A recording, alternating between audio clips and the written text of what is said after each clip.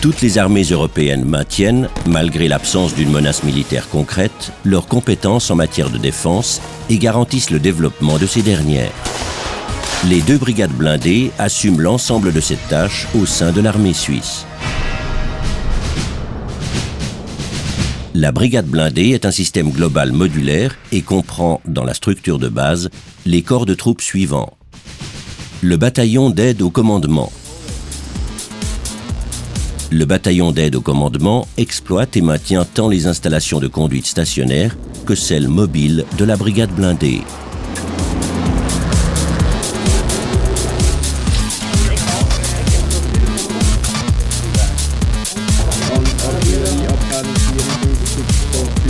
En font partie le poste de commandement de la brigade et le détachement de commandement du commandant.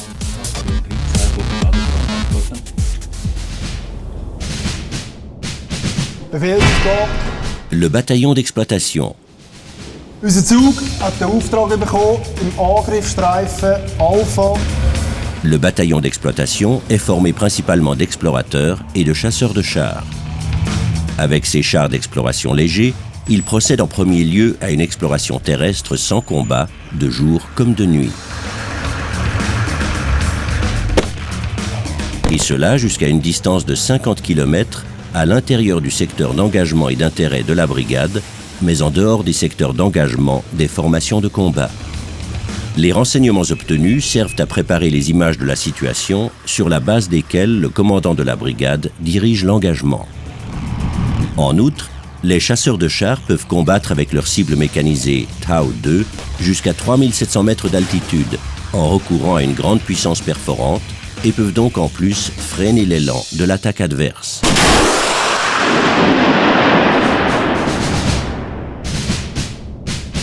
Le bataillon d'infanterie.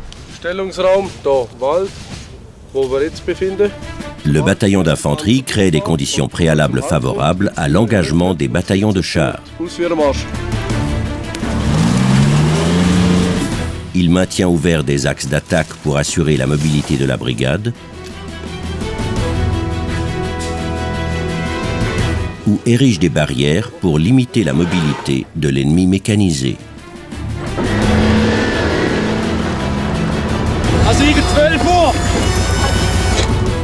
Dans les 2 cas, le bataillon d'infanterie opère principalement dans des terrains couverts et riches en obstacles où les formations mécanisées ne peuvent pas pleinement tirer parti de leurs moyens.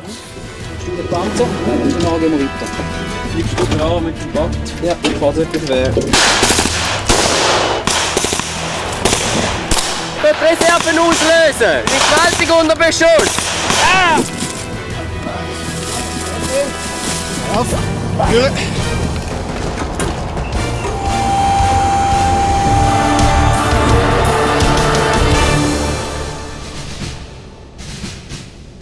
Les 3 bataillons de chars.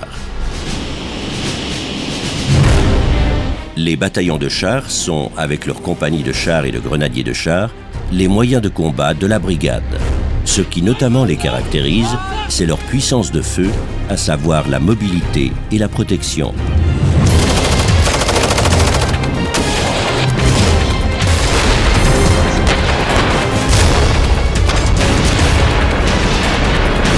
Leur principale forme de combat est l'attaque.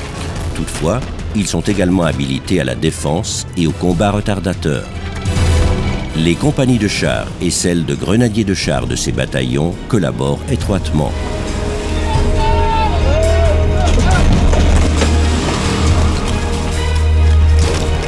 Les compagnies sont engagées de manière offensive ou défensive en fonction de la mission du bataillon de chars. Les tâches qu'elles doivent accomplir vont de l'attaque et de la destruction de l'ennemi jusqu'à la sécurisation de portions de terrain en passant par le blocage d'axes. Les compagnies de grenadiers de chars sont notamment habilitées à mener le combat dans une zone bâtie et à maintenir ouverts les axes.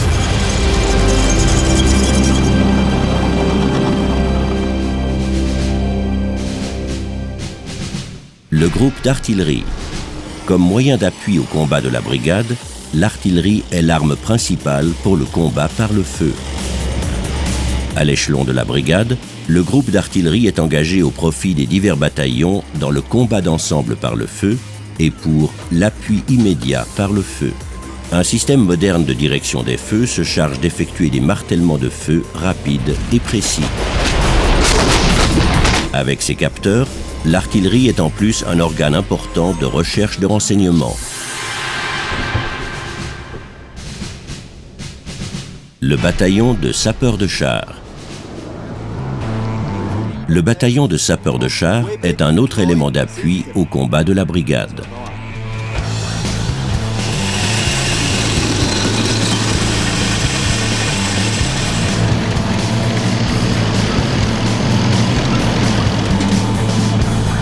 Il assure d'abord la mobilité des formations d'intervention mécanisées en éliminant des obstacles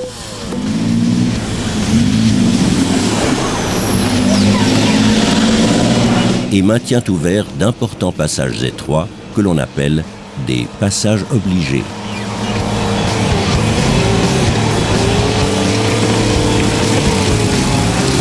En seconde priorité, le bataillon de sapeurs de chars limite la mobilité de l'ennemi et soutient en outre les propres formations d'engagement dans le cadre des préparatifs de combat.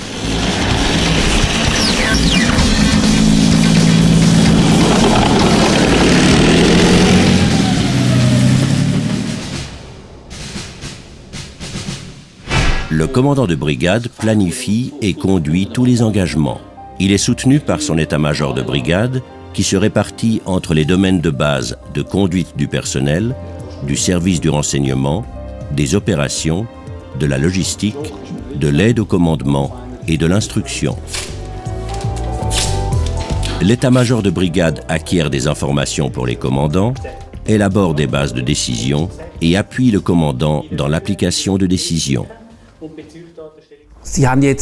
Vous avez vu maintenant les éléments constitutifs de la brigade blindée.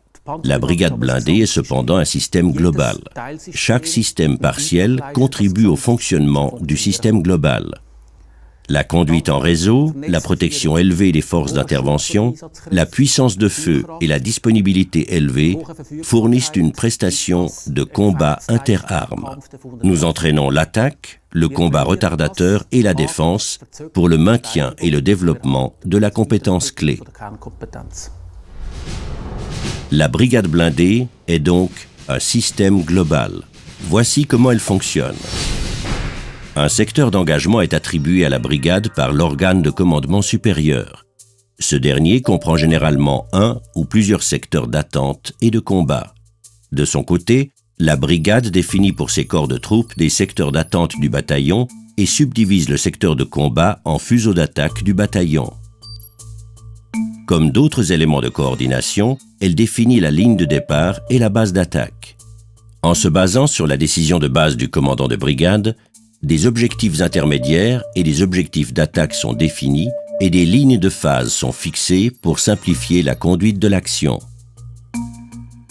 S'il n'est pas possible de passer directement à l'attaque depuis le secteur d'attente, une base de départ est éliminée.